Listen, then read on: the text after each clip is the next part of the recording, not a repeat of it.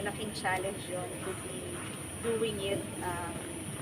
Kasi yung reliving lang na nangyari sa kanila is, for me, an eye-opener. Kasi sabi nga natin, lalo-lalo na bilang babae, sa panahon ngayon kung ano yung mga pinagdaanan ng mga Filipinos in the hands of the Japanese soldiers na naging comfort women, marami tayong dapat magpasalamat sa mga lolo't lola natin. Hindi mo man sila nakilala, marami kang dapat ipagpasalamat sa kalayaan na meron tayo ngayon. Question number 2. What is your secret talent?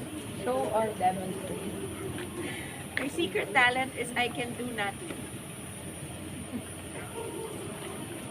Ganyan, di ba? Ang galing, hindi nyo nahalta. May secret talent, hindi ko alam kung meron akong secret talent. Alam ko na, kapag nalaman ko, sabihin ko sa